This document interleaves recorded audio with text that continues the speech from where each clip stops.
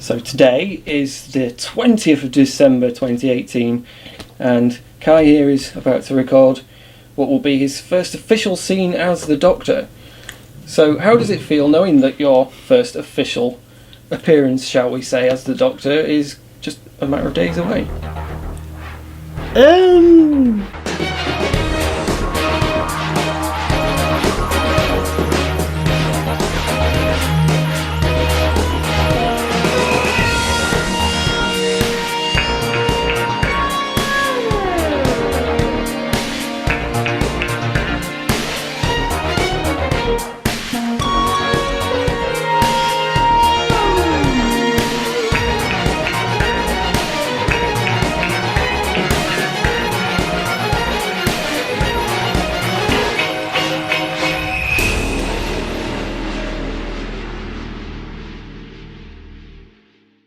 It'll be good. Just new year, new series, new everything, new Doctor.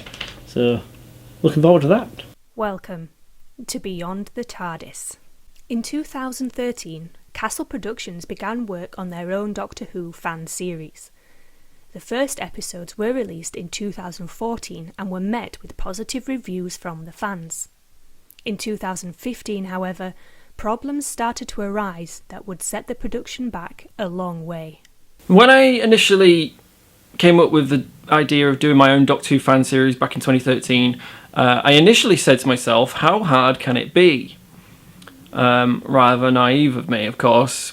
However, the first year of filming in 2014 went really well. We got 3 episodes out, known as the Future Trilogy. It was received really well. And you're thinking, hooray, we've made it, we've done the first step. And then we get into 2015 and problems started arising for one reason or another. Cast members who just didn't seem as interested as they were before. They'd say they were available for filming, and then very shortly before we were due to start, were suddenly not. Other cast members, new ones, would pull out at the last minute. And you're thinking, what have I got to do to get this done? And in the end, we only released 1 episode in 2015, which was a shame. But you think, well, it can get better. We'll do it better next time around. And then 2016, nothing happened. Everything started falling apart. Felt like giving up, which I very nearly did. And then we get into 2017, I found a new zest for doing the series, I guess, and we managed to, over the course of the year, we managed to film another 3 episodes, which we released early 2018, I think it was. But by that point, I was looking at what I wanted to do next, and thinking, the series is in a bit of a mess. The stories are all over the place. Things I wanted to do from the start have now gone out the window. I don't like where the series is at. What do? Do I just stop? And then I thought, no, because I've got all these stories I want to tell, so I have to tell them. Which was then where I thought, bite the bullet, I'm going to have to do like other people do, and just do audio stories. I'd already done 1 audio story with Daleks, and it actually worked a lot better, mainly because I didn't have to organise locations or get actors to the set or all together at the same time. And I thought, well, let's give it a go, see what happens. But we'll restart because I'm quite tired. To be perfectly honest, I was quite tired of stepping in and out of playing the Doctor. So I wanted to start completely afresh. Brand new series, new Doctor, new companion, everything. Start again, see what happens. But fans of those original stories of ours, they don't want to worry, because they'll come back eventually, in a sort of changed format. They'll be rejigged a little, but that story is not finished, and it will come around again. The Future Doctor is still around. If you've tuned into the Hill Production series, you'll have heard the Future Doctor in the most recent series finale, and of course in a animated episode as well. So those days are not quite finished. So our timeline is a different one to what you see in the current BBC series. So in our universe, the Doctor was born on Gallifrey, went through the academy, having been brought up in a broken family, went on to take the name The Doctor, and was the Doctor that we all know from 1963 onwards. So everything that happened then, from an unearthly child all the way through to the Husbands of River Song, that all happened. That's no different. But that's where things then change from the BBC series to ours. So shortly after the Doctor left River Song, the timelines changed in the way that the Doctor didn't repair Nardole and take him with him. He went off on his own. He then met Anna Carring, and it was in this time when it became evident to the Doctor that he was under attack from the darkness inside of him, which he knew to be the Valiad. And the Valiad triggered an early regeneration before the 12th Doctor's time was up. And then the next Doctor to come along was, of course, Josh Hill's 13th Doctor. And you should go and check out the stories there to see where the story went from there. They now have the full era of the 13th Doctor. They've just gone into the era of the 14th Doctor, played by Ross Pickering, and have recently, of course, revealed Jake Hall to be the 16th Doctor. 15th Doctor yet to be announced, of course. Then, of course, there will be the 17th, 18th, 19th Doctors all to explore. And then you reach our series with the 20th Doctor. So that's a little bit of a background. So yeah, I highly recommend you go back and check out the Hill Productions series if you want to see where things changed for the Doctor to get him to where he is now. With a new plan in place, the first piece of the puzzle was to find a new Doctor. Casting a new Doctor has to be done in a specific way. Obviously, when we initially did the series, I'll just be the Doctor. It's just the easiest way to do it. But as I previously stated, I became tired of stepping in and out of the role, so I wanted someone else to take over to play the 20th Doctor. And the first person I thought of was my friend Kai, who is also a huge Doctor Who fan, and he's definitely got the essence of the Doctor about him. So I approached him, asked him if he wanted to play the part, knew the answer before it came out of his mouth. Yes. So it was easy casting, and yeah, couldn't be happier with who I got to play my, if you like, first Doctor. My Doctor's quite... is very aware that he's young, but in himself he's still this old man tottering around the universe. He lost his sense of style some time ago and just pulled any old thing out of his wardrobe. You know, it's like, that'll go with that. They don't go with each other, but he just thought, I'll wear them. He's still got that protectiveness over his companions, but he's still sort of disconnected with everything. He's not as close to his companions as the previous Doctors were, but he still thinks he needs someone just there on his side. So he doesn't want to lose them. But and I'd say he's quite reserved. He's not as outlandish as the other Doctors. He's not as emotionally. He's quite collected and contained. More of a logical thinker than previous Doctors. So it's a bit of a change, a bit of a new direction for the Doctor, being this logical, almost colder thinker, if you will. So the new Doctor was cast, but who would be his companion? Well, when it came to casting the companion, I knew we'd have someone very different to anyone we'd had in our previous episodes. And for Daisy Cartwright, I wanted someone that would work very well with Kai. And Vicki Glover was definitely somebody who I knew could do that, because I'd seen they've worked together in other things, and they had a very good chemistry together.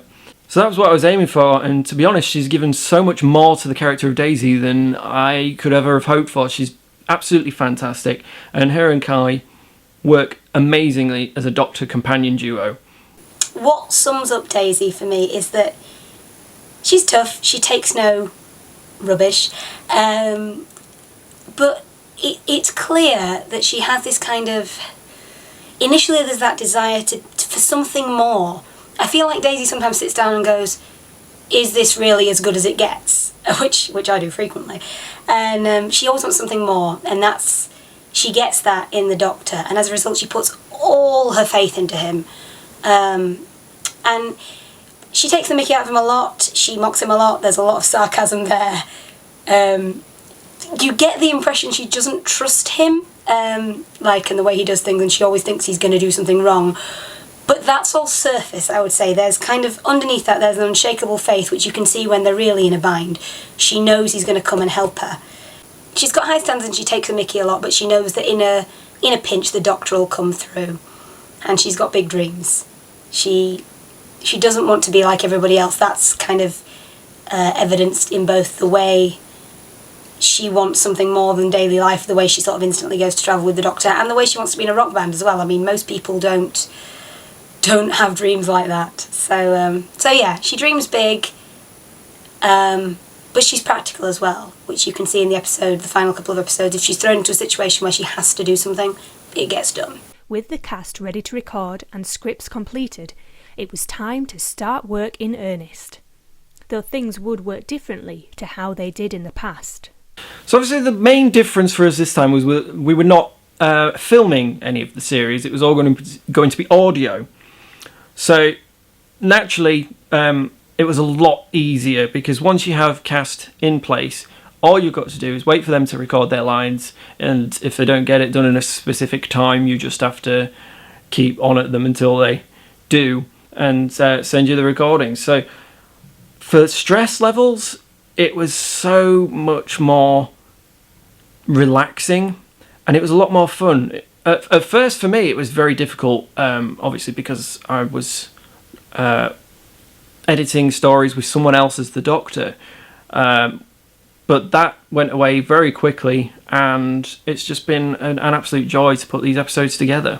The challenge of recording an audio story with no other actors to play off can be difficult. How do the new cast get themselves into character? I suppose everyone who watched Doctor Who and other series in the past, they always wanted to be the Doctor.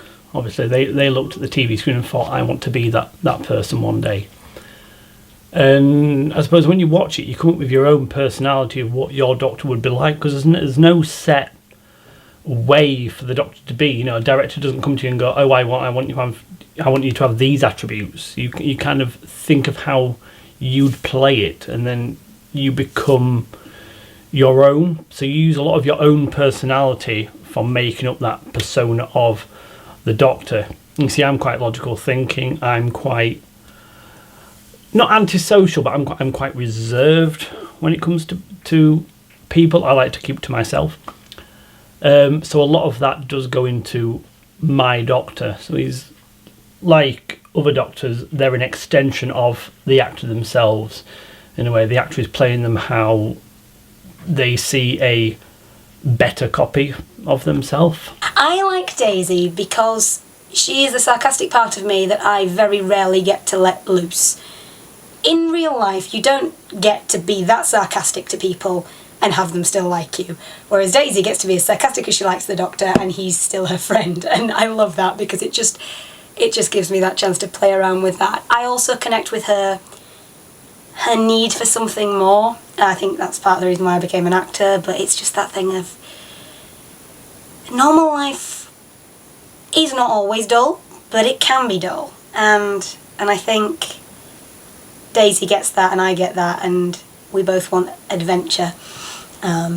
It's just Daisy's fortunate enough to have the TARDIS land in her back garden, which, I mean, you know, if that happened, I'd definitely be walking through those TARDIS stars. I absolutely cannot understand. Is it James who says this is enough for me? And it's like, are you crazy? No, show me all of it. I love the idea of, if I had more money, I would travel more. So I love the idea of seeing the world or seeing the universe. And I think Daisy is like that as well. for this particular series, we recorded our own individual parts at home and then sent them off to Phil to be edited together, which, by the way, I was astounded at how well that worked. I have to admit, I was a little bit worried that sometimes your reactions to each other are important. If you don't know how someone's going to say a line, you don't necessarily know how you're going to react to it. But quite often when I was listening to the series, it sounds like we're in the same room and just reacting off each other, and it's great. It works really well together. So I was really pleased about that. I don't think I'm that similar to Serena in real life. However, I feel like she's sort of my alter ego, like the person that I wish I could be. I wish I had her confidence, and I wish I believed in myself like she does. The new stories officially began on Christmas Day 2018 with a short prequel episode entitled The Christmas Star. So I made the decision to start afresh in 2018.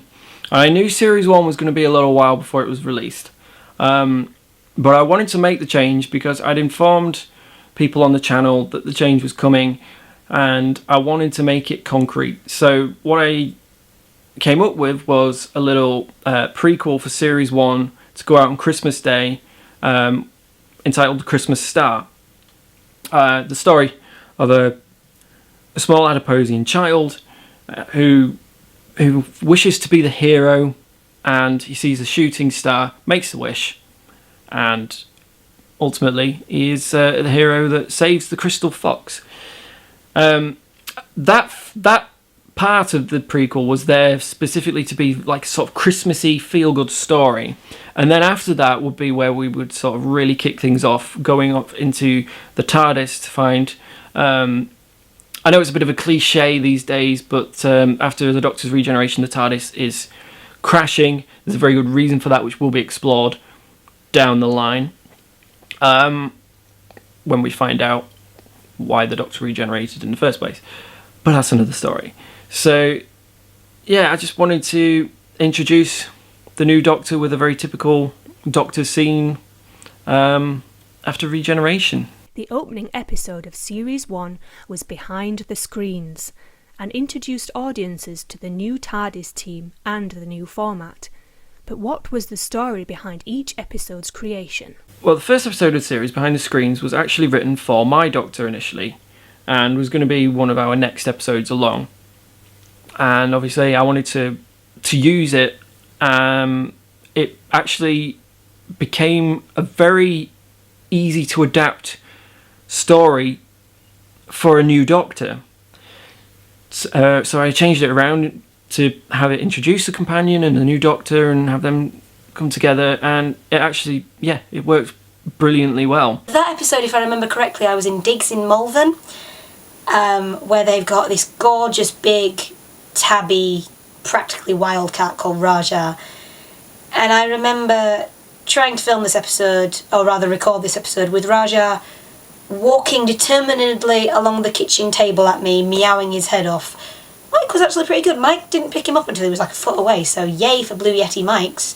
But yeah, that's my kind of main recollection of filming that episode. But I think the Behind the Screens is a great intro episode to everything, to the new Doctor, to Daisy, to their relationship with each other and the people and the world around them. Rocasia 4 was just a little idea I had about Daisy's first trip. It's like, where would she want to go? Or where would the Doctor want to take her? And knowing that she's a rock fan, he initially, thinks that is the perfect place to go, a place dedicated to rock music throughout all the ages. There's going to be something there that Daisy likes. Plus, it's something in the future which is going to impress her anyway. And then, of course, you've got to come up with some sort of threat and reasons for those threats.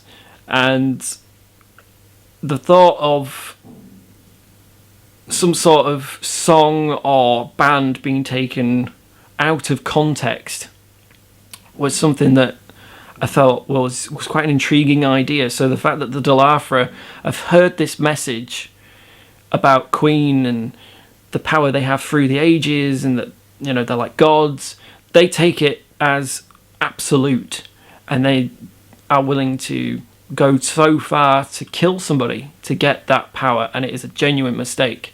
I'd forgotten how short that one is. That one's much shorter. Racacia 4 is, I mean, it's about rock music, which is my thing. Queen are one of the best bands on the planet. The thing I love about Racacia 4 is it's just sad. Again, spoilers, so please don't watch this if you haven't listened to the series, but it's sad. It's sad that someone dies over just something as simple as a misunderstanding. And I love that kind of final little scene between Daisy and the Doctor where she says, was that really necessary to treat them like that? Because I think that's the exact conversation I would have with the Doctor in that situation. I'd be like, did you really be so hard on them? And then I thought his explanation was great as well, which again is great writing from Phil. So yeah, I think that's kind of the overriding thing that stayed with me for Acacia 4. It's the moment when Daisy realises, oh, this is what happened and it's tragic. Nobody really meant any harm here, and that's what's so awful about it. The Curious Case of Edward Finlay Smythe has to be my favourite episode of Series 1. I wanted to do a film noir style story, the detective in the city and the Doctor and Daisy getting mixed up with gangsters, showgirls and murders.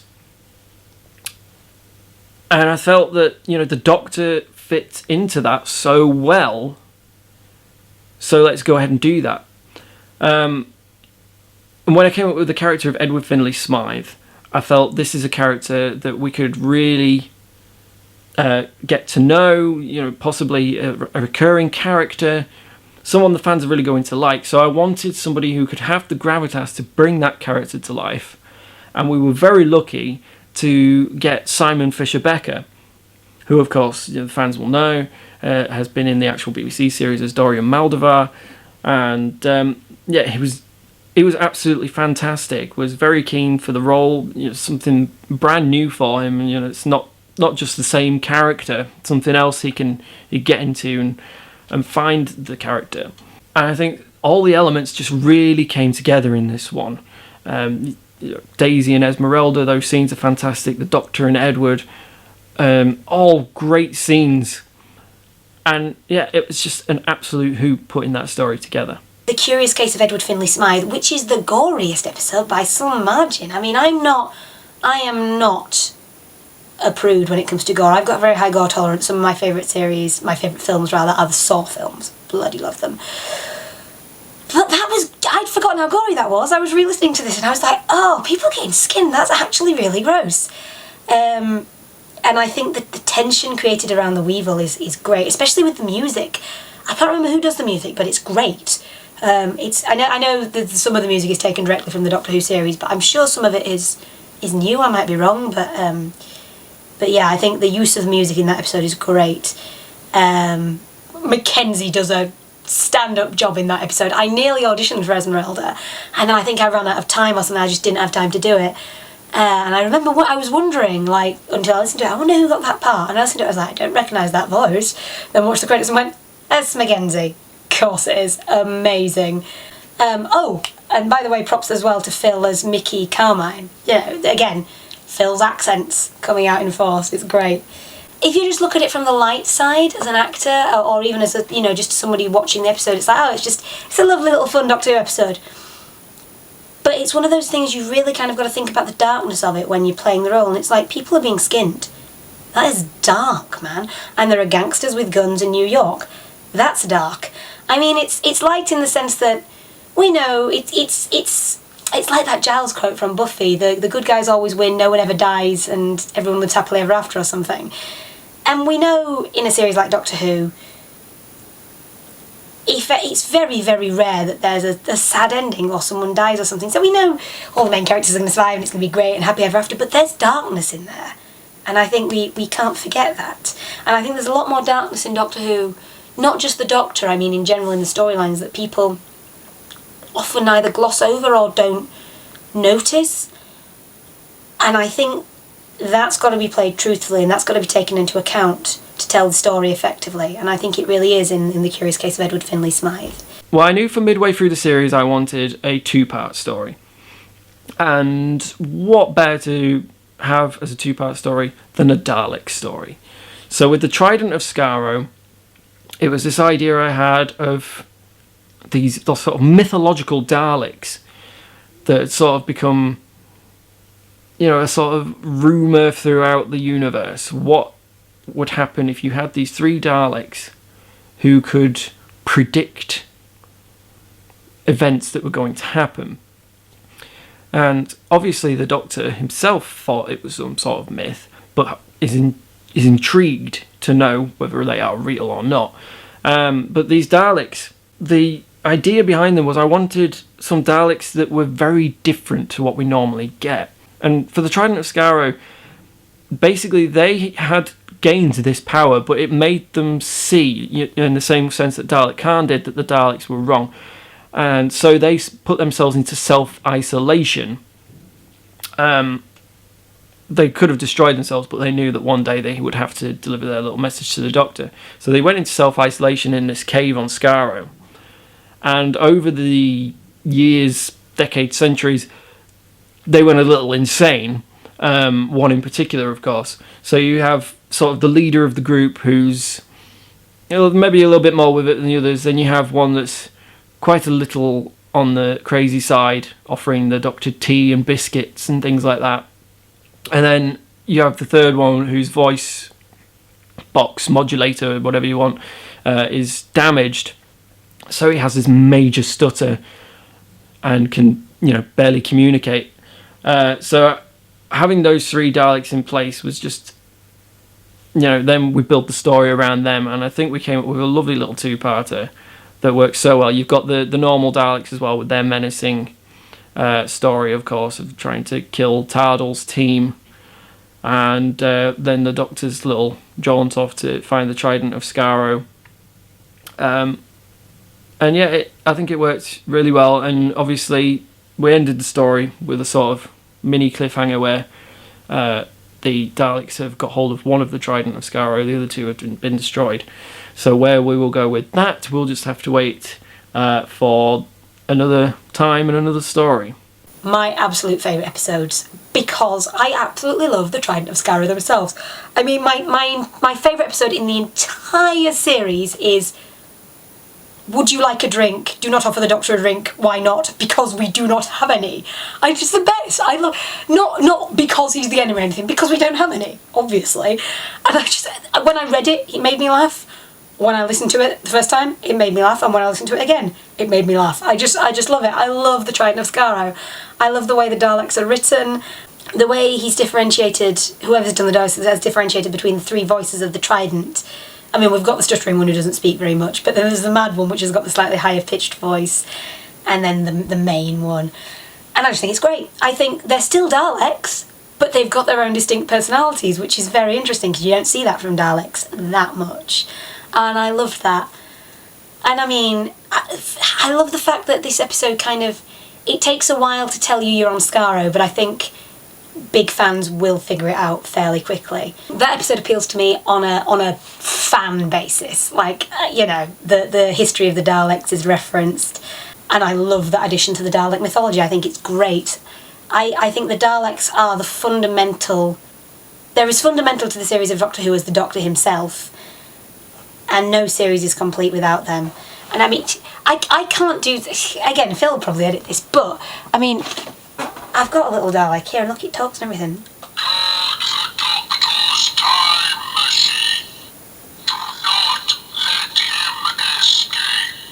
I've known about Daleks since I was a very small child, and my gran had a teeny tiny little Dalek figurine, way smaller than that, like this big. And all she did, I don't remember this, but apparently when she got it out, I would have been about 3 or 4, and she pushed it on the carpet at me and went, "Exterminate, exterminate," and I went, "Don't like it, Gran, don't like it." And it's like, even at that age, I found them terrifying.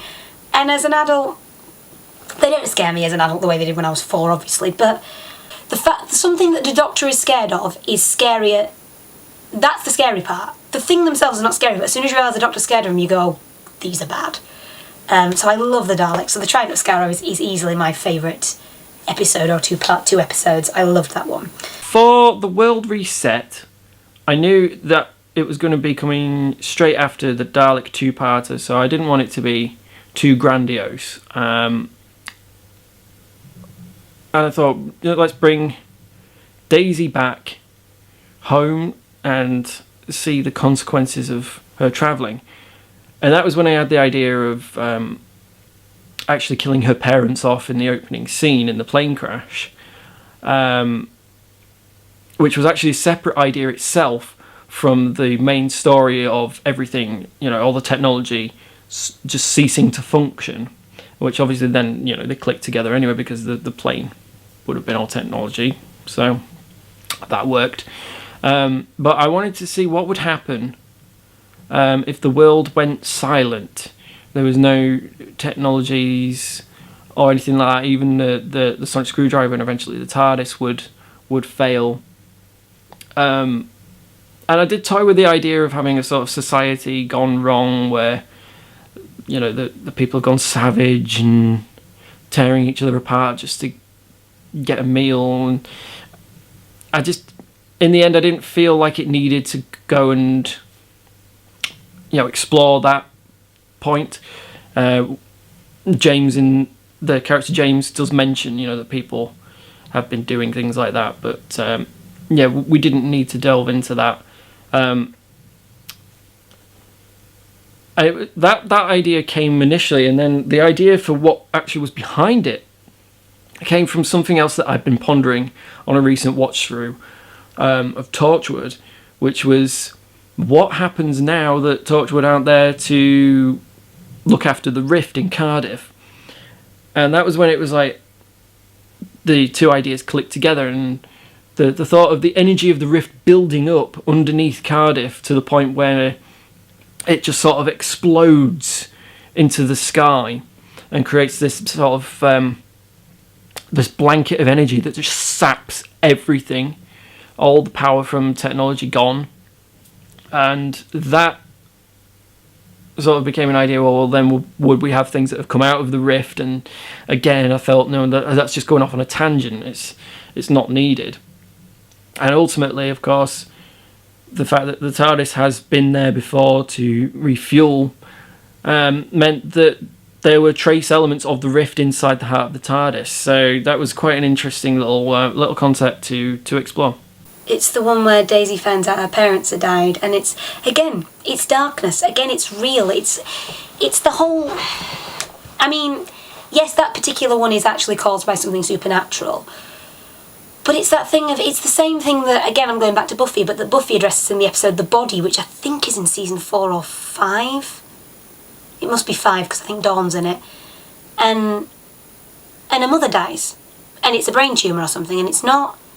She's not killed by vampires, she's not killed by, anything. She just dies. It's a normal human thing, and Buffy has to deal with it. And I think it's the same in the World Reset for Daisy. I mean, I know the plane crash was caused by something supernatural or alien, but at the end of the day, Daisy's parents have died in a plane crash, and she's got to deal with that. And that episode made, instead of just being fun, sarcastic, slightly cynical Daisy, I had to go to some deeper places in that episode, and I hope I did it justice.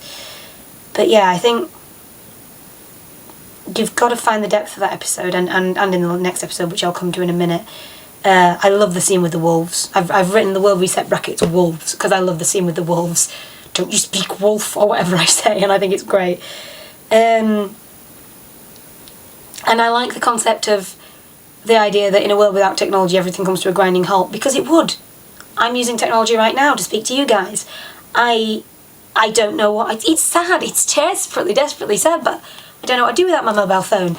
My iPad so I can video chat my boyfriend because he lives far away. My laptop for sending videos to people. My headset for making the phone calls. If someone took away all that technology in a day, what would we do? And I believe in the World Reset. I mean, it's never really gone into in any great depth, and I wish it had been. But it's all technology. So I imagine it's light bulbs, there's aeroplanes, there's... How deep does this go? James says we get plunged back to the Dark Ages, and I mean, that's a scary thought. How would we cope if that happened today? And the answer is we wouldn't. We'd struggle, especially given the current situation with the pandemic. I'm recording this during COVID, in case you couldn't tell. We wouldn't cope. It'd be a nightmare. And I love that concept, and Yeah, again, everything is happily ever after at the end of it, but it does some damage.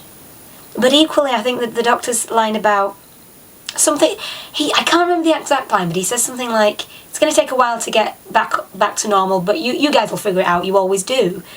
And that's true as well, and I think we have to remember that as a society. We'll figure it out. We always do. The Mind Collector was something that I wanted to have sort of close to the end of the series, because I wanted it to sort of delve into the Doctor and Daisy's mindset of who they are and why they are there. So for the Doctor, obviously some things have happened prior to the regeneration, which we'll find out one day, but obviously for now we're keeping to ourselves. But the Doctor's in a difficult place and trying to find himself as the Doctor again.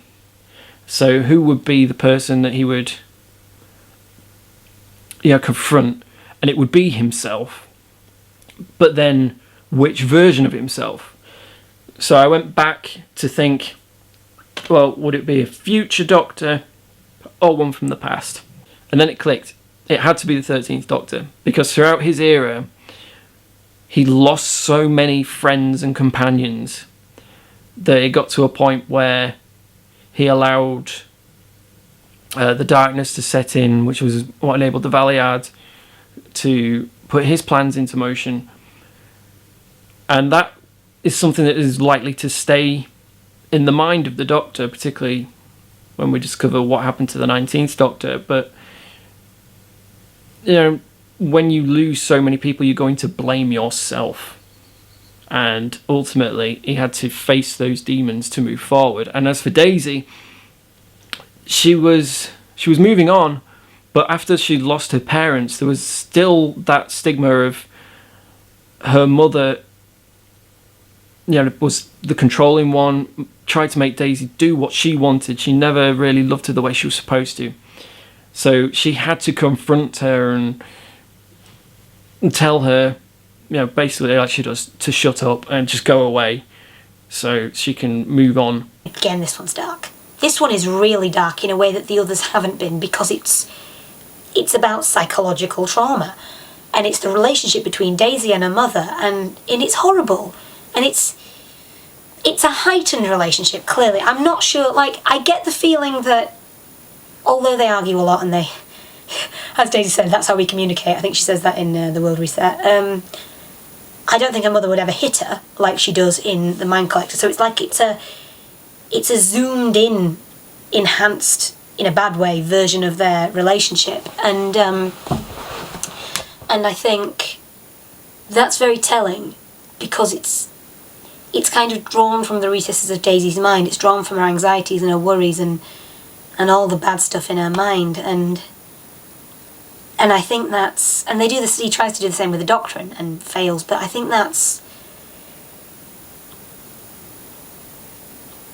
it's very telling, I think, that episode, because Daisy nearly breaks, and I think that's the one thing, I don't think people appreciate quite how much mental and psychological trauma damages a person. She copes with the death of her parents, she copes with the grief. I think she copes with physical pain later on in the series and earlier. She copes with being thrown into the middle of fights and stuff like that. She's not bothered.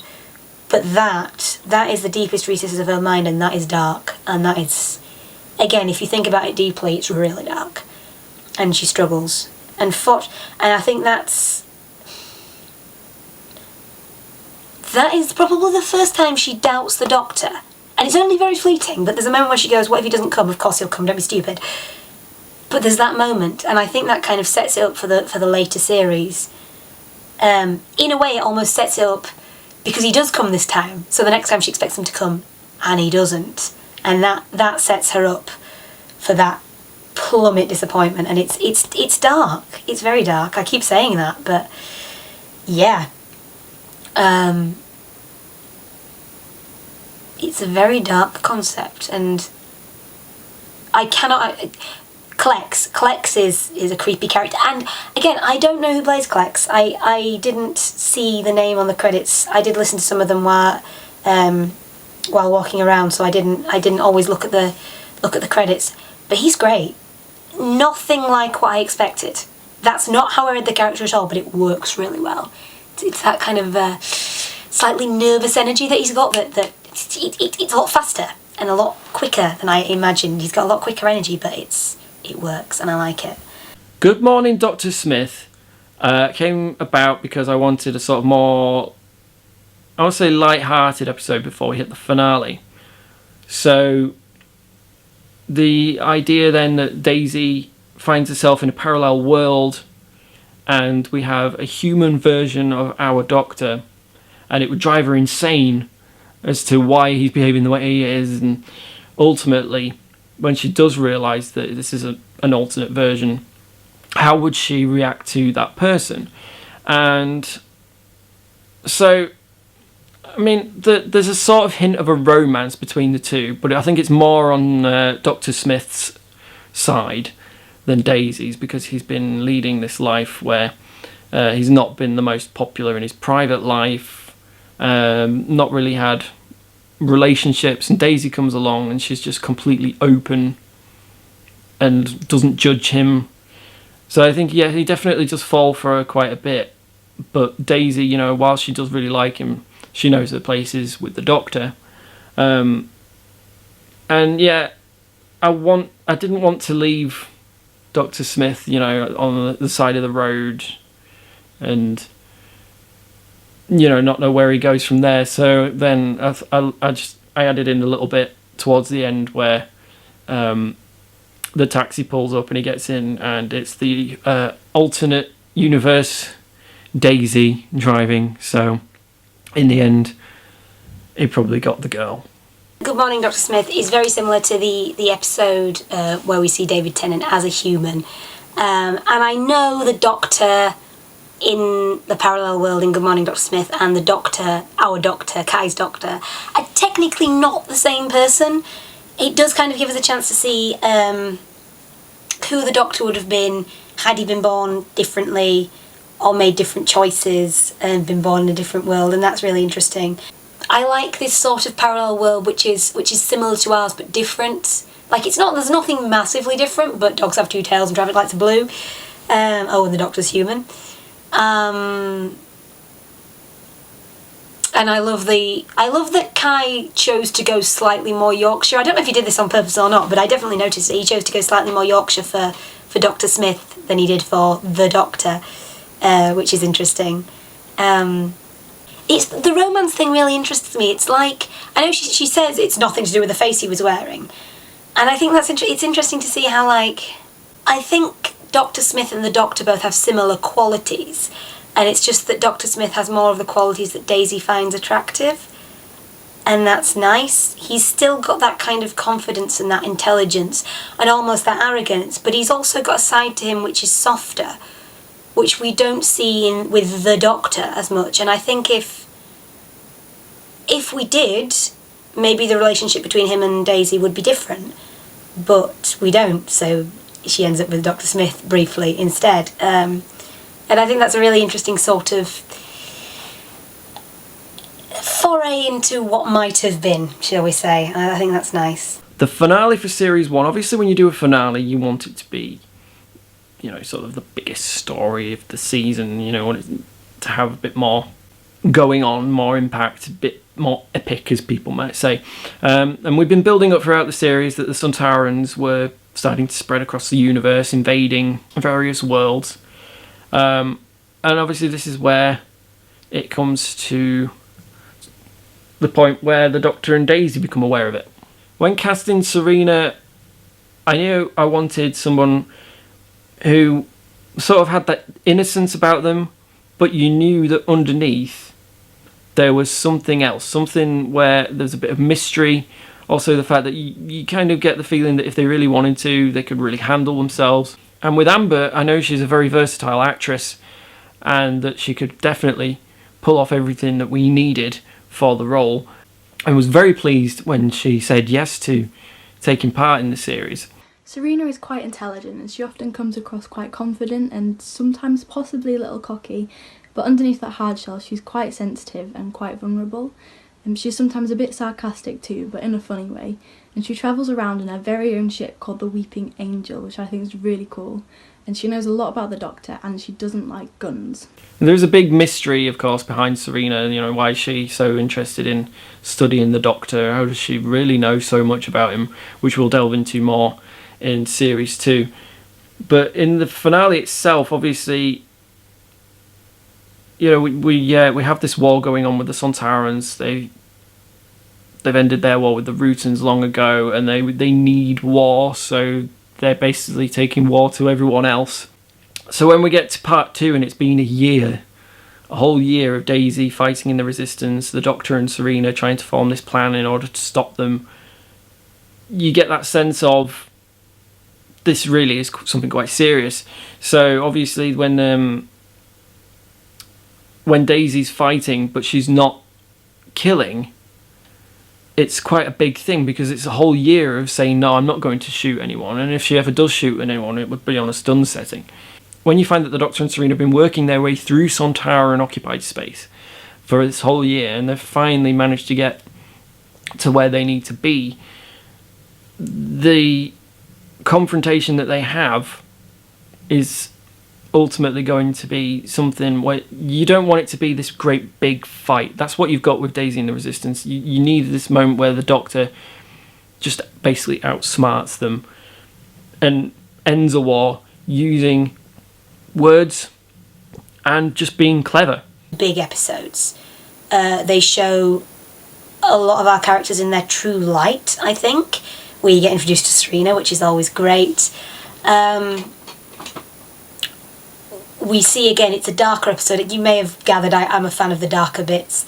It's a darker episode, and it's about war, and war is heavy. Again, I think people don't...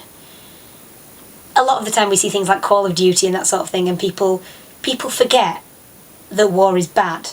And I know that sounds really simplistic and boring, but it's often, I won't go as far as to say it's glorified, but we play so many games where war is a thing, and we see so many films where war is a thing, and so many TV series, and read so many books, and it's in so many stories that we forget how serious it actually is for people involved. Only the people who've actually fought in a war really know what it's like, and I think we sort of see that from their point of view in the Conquest of Sontar, and Daisy becomes one of them. And there's a year between episode 1, the first Conquest of Sontar, and the second Conquest of Sontar, and we see the changes in the characters. I love the way Conquest of Sontar has the monologue, the same way as the beginning episode does. That's a lovely, lovely little way of bookending it. But Daisy... We see a lot of Daisy's character in these 2 episodes. She's picked for her kind of... I won't say selflessness, exactly, but it's that kind of...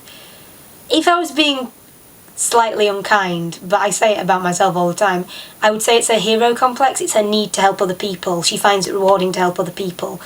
She physically can't see someone in trouble and not get involved. It's just not in her nature. The Doctor is the same. And she sells herself short in that first episode because she says you should have taken the Doctor, but actually she ends up being a huge help to them. And I think that she begins to really come into her own and realise who she is in that year. I'm amazed she never takes a life. I admire her, again, like the Doctor, I admire her sticking to the courage of her convictions and the promises she's made. And I do think the wonderful thing about Daisy as a character is she doesn't take taking a life lightly. We see people killing the bad guys all the time, and we don't see that with Daisy, and I think that's refreshing and a really interesting choice and direction to take her character in. And I would be very interested to see how long she keeps that up. Like, would there be something that changes... Could there be anything that would change that principle? I'd be very curious to see that. And I think we see a side of the Doctor, the real true side of the Doctor as well. And it's not necessarily the heroic side, but it's heroic in a different way. Like, there's the scene with Serena where he says, I have to go save Daisy, and Serena just kind of calmly lays out why he can't do that, and he realises she's right. And it's that dark side of the Doctor of he knows he has to sacrifice Daisy for the greater good, and that again is very dark, but he does it. And he always intends to go back for Daisy, but he knows he can't do it yet, and he does it. Even no matter how hard that is, he does it, and I respect that personally, but it's a dark, it's not necessarily a side of the Doctor you want to think about. And you see that side of him again, you think, yeah, this guy he's seen stuff. Do you know what I mean? And that to me is kind of the essence of the Doctor that's occasionally missed out. Sometimes we see too much of he's got a zest for life, and that's wonderful, but sometimes I think we forget that she now, 1,000 more? I can't remember how old the Doctor even is now, and they've seen a lot. And sometimes I think that's forgotten, how old they are and how much they've seen, and the fact that they've lived through war, and they know what it's like, and they know how to make those hard decisions, and that is something. And I love the way the Doctor usually, again, he achieves things by not killing, just like Daisy has. Like, he doesn't, like, kill the Sontarans or bomb them or anything. He just kind of casually switches them to another system and puts them back in the war they've been in all along. It's like, again, there's still war, but it's better than the war they were in. I wanted to leave the end of the series on a cliffhanger, so we have Daisy still stuck with the Resistance, thinking the Doctor's given up on her, and the Doctor and Serena are off looking for the TARDIS. I wanted to leave it like that, simply for, the reason of bringing people back. Because obviously you want something to intrigue you, but if a series just ends, you might think, let's jump off. So you want to draw the fans back in, not just based on the fact that you're doing good stories, but also give them something to, whet the appetite, as they say. The making of Series 1 was certainly a new experience for the team at Castle Productions. We've had a lot of great cast members in the series. Some great performances have come in. Big shout out to Joshua Coy, who has his own Doctor Who series, but he's one of my go-to guys, if you will. He's a very versatile voice actor, so he pops up quite a lot in our series. Phil does a great job in this series. I can't possibly comment on every character he plays, because he plays so many of them and does a lot of the additional voices as well. And it was fascinating to listen to, because sometimes it's like, oh yeah, that's definitely Phil, and then sometimes I'm like, I don't know who that is. Who's that? And I watch the credits and go, oh, that was Phil. And that's usually when there's an accent involved or something. He does a great job. I have done a fair few characters, yes. I mean, outside of this series, I've played a part in Hill Productions series. I'm playing a part in Joshua Coy's series. But yeah, I've appeared in every episode of our series to date, I believe. So, as a list of characters I play in our universe, I'll be ready for this. We have a future incarnation of the Doctor, the narrator, old man, radio announcer, Scared Vinvoce, Ryan, Toby, Him's Own Computer, Directions Guy, Tommy Malone, Mickey Carmine, Seamus O'Malley, Tardle, Pilot, Gerald Cartwright, Gilbert, James Hawthorne, Ship's Computer. Shopkeeper, First AD, Announcer, Party Correspondent, Snob, General Kell, Stallholder, Man in Queue, Bank Teller, Lieutenant, Krog, Ninx, Captain, Sontaran Ship Commander, Sontaran Trooper, Sontaran Dock Commander, Time Lord Pilot, and just most recently, Time Lord President. So there's a fair few roles I've taken on. Mainly the one-line characters, or very few lines where it's just there's no point spending time and effort casting someone just for that, or it's a character that I really want to have a go at myself. I love finding voices for different characters. Sometimes it can get a little bit confusing when I'm having a conversation with myself, but for the most part, I hope that the characters come across different. But yeah, if I can play the character and not need to cast somebody else, I will, unless it's a part where I feel it needs someone else to play it. What have the cast made of the experience so far? The little bit of live action stuff we've filmed so far has been fun. 'Cause obviously, when you doing acting, you prefer to be on stage rather than a set. Rather than behind the scenes just talking. You like to get out there and express with your body, with your hands, with your facial expressions. I like the freedom Phil gave us. I often sent him a few takes of the same line or whatever, and I expected him to kind of occasionally come back with redirection and stuff, and he never did. He just kind of trusted our work and picked whichever take he thought was best, and that was nice. There wasn't any kind of pressure to play the character a certain way, or Phil wanted our own interpretations and he used them, and that was really great. My favourite part about working on the series so far was actually the photo shoot.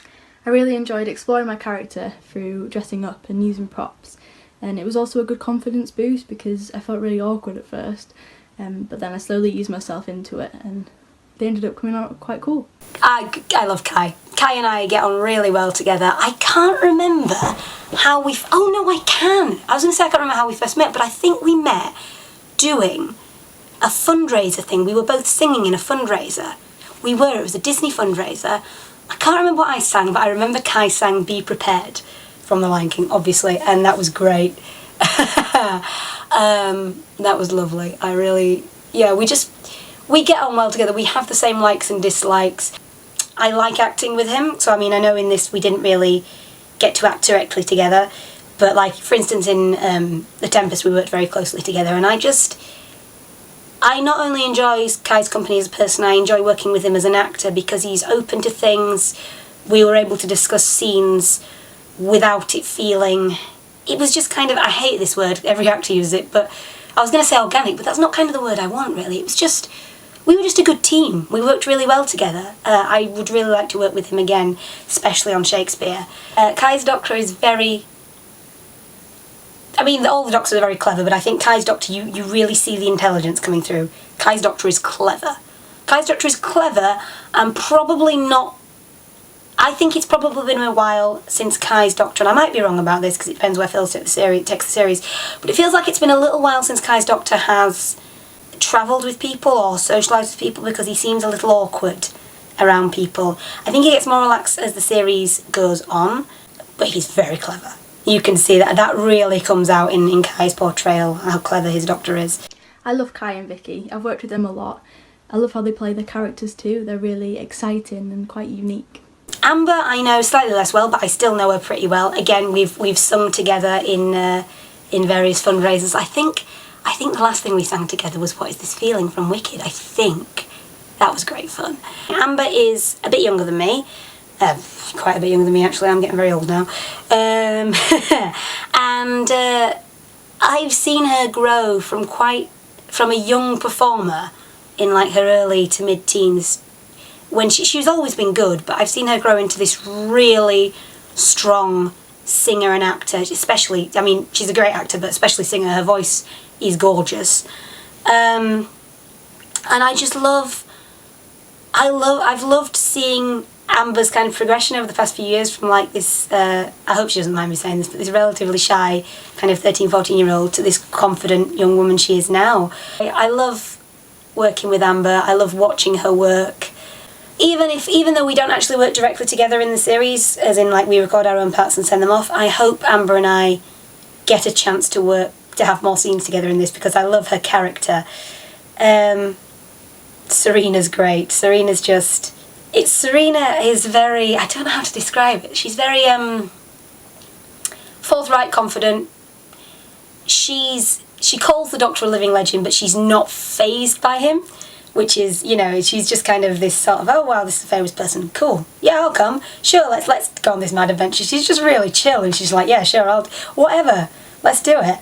So Daisy, played by Vicki Glover, she's a different type of companion to what the Doctors have had before. They've always had these lacy frilly girls, if you want, who they can just make everybody smile. I'm not saying Daisy doesn't make people smile, but she's different. She's a sort of rocker. She's like into the music type.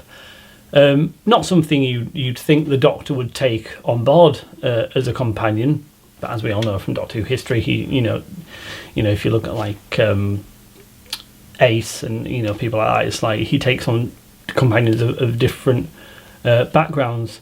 So it's nice that someone so enthusiastic like Daisy is sort of merging with the cold thinking of the Doctor. And of course, Serena, played by Amber Ford, she's more in the Doctor's sphere of things, being the tinkerer, the mechanic, the fixer-upper. So I think she's someone the Doctor can connect with well, obviously being into technology and gadgets and building things, just random things to detectors and whatnots and who-has. So I think he connects well with both his companions. I don't think he necessarily dislikes either of them. He's not in love with either of them, but he likes to have them there. He wouldn't say no to having a cup of tea with them. Let's say it that way. I've always found Phil. I love his writing, for one thing. I love his ideas and the way his story goes and everything. I like him as a director because I can talk to him about my concerns. I mean, I'm not saying I have lots of concerns, but for instance, if we have... It's just simple things. Like, I know I can go, you've got safety precautions put in place for this scene with a gun, right? And I'll go, yeah, sorted. I trust him to do all that. But yeah, I think Phil does a great job on this series. I enjoy working with him as an actor and as a director. And you can talk Doctor Who with him till the cows come home, which is nice. Most recently, of course, at Christmas we had the Series 2 prequel, which was The Meeting, obviously setting up questions for the overall arc for Series 2, where we have these two Time Lords meeting in secret about a possible new faction on Gallifrey and that they have to keep the Doctor safe, raising plenty of questions about what's going on there. And then ending the episode, of course, I wanted to see the Doctor, so it's our first live action story, really, for the new rebooted series, and, you want to see the Doctor in there. One thing that happened while filming, of course, you can come across issues, and we did have one with our green screen because, it's all been filmed in lockdown with, the COVID issue. So we didn't have use of the proper green screen. We had to sort of put one up, for what we had around, and it didn't quite work when it got into the editing suite. So we had to rejig things a little bit. But it actually, putting in the special effect of the Doctor being in this force field, it actually does work for episode 2 of the next series. There's something that Serena talks about in there that explains that, which, it turned out to be a happy accident. The epic 2-part series finale brought the first series to a close with a cliffhanger in place and a new established format. But what can we expect in Series 2? I'd want something drastic and against the Doctor's moral compass to happen. Something really unexpected where he really has to think about who he's trying to be. So if some situation happens and he has to make a choice, it's like, is he going to stick to his guns and continue being himself, or is he going to have to try and derail slightly to save someone? It's kind of that morality between doing the right thing but doing the wrong thing but save people. So I think a nice moral choice is something I'd look forward to. I really hope that Daisy and Serena become friends, so there's a bit of girl power. It would be really cool for Serena to meet some new characters too. I think there are two major things that I really hope happen in Series 2. One is an episode with the Weeping Angels, because they're amazing. They're the best invention ever on Doctor Who. Stephen Moffat is a genius. Blink is the single best episode ever written. And I really want an episode with the Weeping Angels. I don't know if they'd work on like a radio drama. I really don't know, but if anyone can make them look, it's Phil, so fingers crossed that.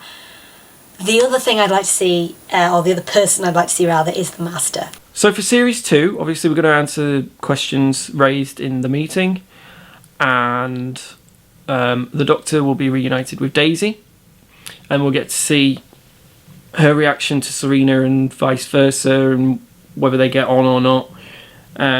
We've got returning villains, including the Vashta Narada and the Weeping Angels, and plenty of new villains and characters as well. We've got plenty of surprises along the way, of course. And the third episode of the series is an exciting one because it's going to be our first full live action episode of the new rebooted series. We want to get at least one live action episode in every series from now on, so there might be 1, 2 for a few series, and we'll try and build them up as we go along. And so, the first full Doctor Who series from Castle Productions has been completed and released for the world to enjoy time and time again. However, there are still a lot more stories to be told, more adventures to live, and an awful lot of running to do.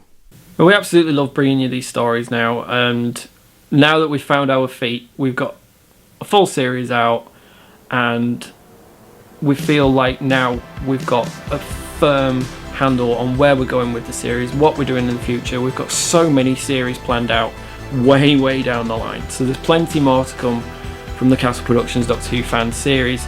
And to anyone who stuck around with us from the beginning, thank you so much.